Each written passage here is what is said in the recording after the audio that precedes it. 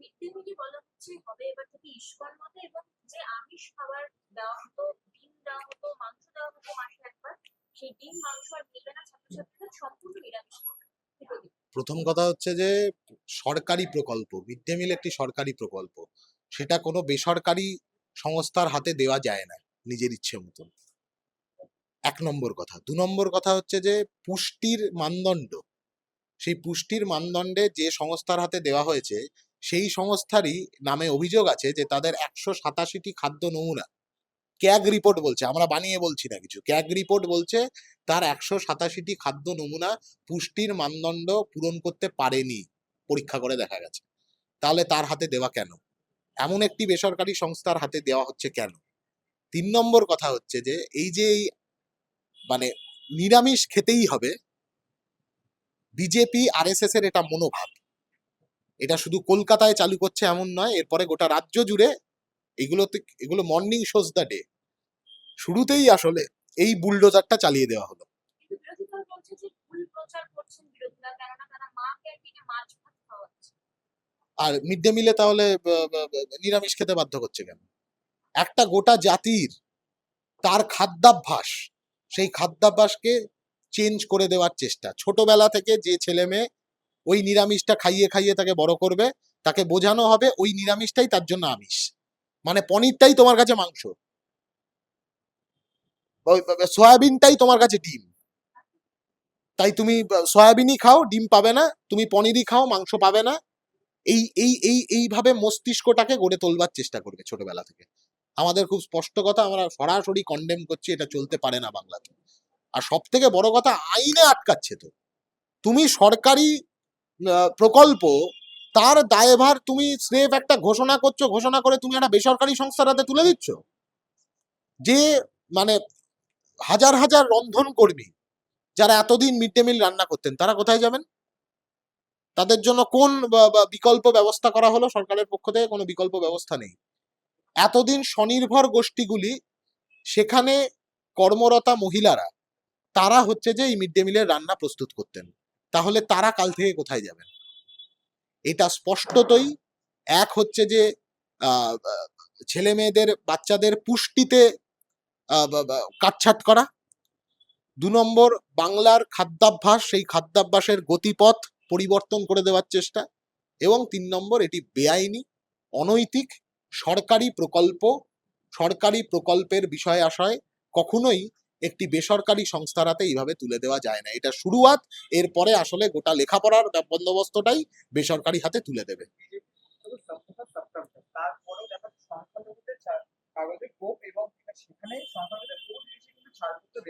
মাদ্রাসা শিক্ষাতে 61% বাজেট কমিয়েছে। এই সবকা কিসকা, সবকা মানে হচ্ছে সির্ফ কর্পোরেট কা, কর্পোরেটের সাথে থাকবে আর কর্পোরেটের বিকাশ হবে। এই যে একটার পর একটা লেখাপড়ার ইনস্টিটিউশন, এই যে দেখা যাচ্ছে বাজেটে রেখেছে যে শিল্প করিডোর ওপেন করে বিদেশি বিশ্ববিদ্যালয়কে আহ্বান করছে আসবার জন্য। মানে বিদেশি বিশ্ববিদ্যালয় থাকবে আর স্টেট ইউনিভার্সিটি গুলো লাটে উঠে যাবে, তার জন্য কোনো বরাদ্দ থাকবে না। কর্পোরেটের সরকার, কর্পোরেটের বিকাশ, এটাই বিজেপির লক্ষ্য। ইতিমধ্যেই তো 38% ডিএ বৃদ্ধি করা হয়েছে এবং সেই ডিএ নিয়ে তো একদম সবচেয়ে মাস্টার স্ট্রোক বলে মনে করছে বিজেপিরা। তাই তো বারবার একটা কথাই বলছে, এটা নিয়ে তাদের মাস্টার স্ট্রোক। আমার স্পষ্ট কথা, সরকারের মনোভাব হওয়া উচিত যে দীর্ঘ গত 15 বছর ধরে মানুষজন যে যন্ত্রণার মধ্যে দিন কাটিয়েছে, সমস্ত অংশের মানুষ, সেই যন্ত্রণা নিরসন করবার প্রত্যাশা থেকেই, নিরসন হওয়ার প্রত্যাশা থেকেই এই সরকারটাকে মানুষ বেছেছে। কিন্তু এই সরকারটা আসবার পরেও যে বুলডোজার আমরা দেখতে পাচ্ছি সর্বত্র, এই লেখাপড়ার বুলডোজার চালানোর বন্দোবস্ত বাজেটের মধ্যে, চোখের সামনে বুলডোজার দিয়ে হকারদের উচ্ছেদ করে দেওয়া, তাতে এই সরকারের প্রতিও কিন্তু মানুষের অবিশ্বাস তৈরি হয়ে যাচ্ছে।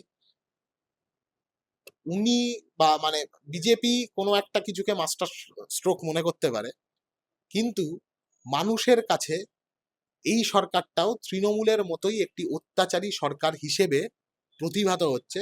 এটা সাবধান করছি বিজেপিকে, ভালো কাজ করুন। সরকারে থেকে সরকার সুলভ কাজ করুন। শত্রু সুলভ কাজ করলে মানুষ কিন্তু আপনাদেরকেও ছেড়ে কথা বলবে না। আপনি যখন রুলসের কথা বললেন, সেইখানে রুলস অফ স্টেশনে অথবা মার্কেটে দেখা গেছে কম্পিউটার চালাতে, এটা কোর্টের নির্দেশ না মানেও তো চালানো হয়েছে এবং একটাই সবথেকে বেশি কোনো গুরুত্ব নোটিশের গল্পই নেই, বেশিরভাগ জায়গায় কোথাও কোনো নোটিশের গল্প নেই। যেমন ভাবে খুশি এসে উচ্ছেদ করে দিয়ে বেরিয়ে গেছে, কোনো পুনর্বাসনের কথা নেই। আচ্ছা, এই যে বাজেট হলো, এই বাজেটেও তো কোথাও কোনো পুনর্বাসনের কথা বললো না। এই বাজেটের মধ্যে তো পুনর্বাসনের কথা থাকতে পারতো। আপনি একটা জায়গায় একটা দোকান সরাবেন, তাহলে তার তো ওটা রুজি রুটি, তাকে তো আর একটা জায়গায় কোনো একটা বিকল্প বন্দোবস্ত দিতে হবে, নাহলে সে তো না খেতে পেয়ে মরবে। তার বাড়ির ছেলে মেয়েটা লেখাপড়া না করতে পেয়ে মরবে। তাহলে তার লেখাপড়ার বন্দোবস্ত সরকার করছে? তার লেখাপড়ার দায়িত্ব সরকার নিচ্ছে? তার রুজি রুটির দায়িত্ব সরকার নিচ্ছে? তার বেঁচে থাকার রসদ তার দায়িত্ব সরকার নিচ্ছে? নিচ্ছে না। আমাদের স্পষ্ট কথা, উচ্ছেদ পরে, আগে পুনর্বাসন।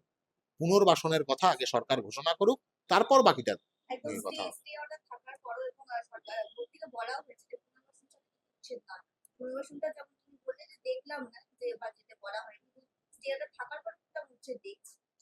শুধু উচ্ছেদ দেখছি না, উচ্ছেদ তো দেখছি, তার সাথে সাথে আরো বেশি করে দেখছি উচ্ছেদের সম্পর্কে আতঙ্ক তৈরি করা।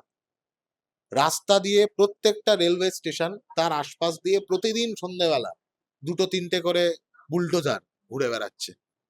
কিছু করছে না, এমনি ঘুরে বেড়াচ্ছে বুলডোজারটা। আসলে একটা ভয় আতঙ্কের পরিবেশ।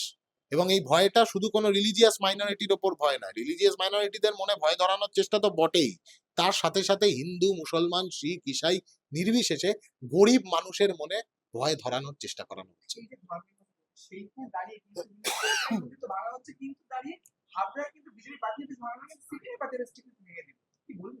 তো স্পষ্ট, বিজেপি শাসিত রাজ্যগুলিতে বিজেপির মোডাস অপারেন্ডি যদি দেখো, ওরা কোনো বিরুদ্ধ সত্ত্ব রাখতে দেবেই না।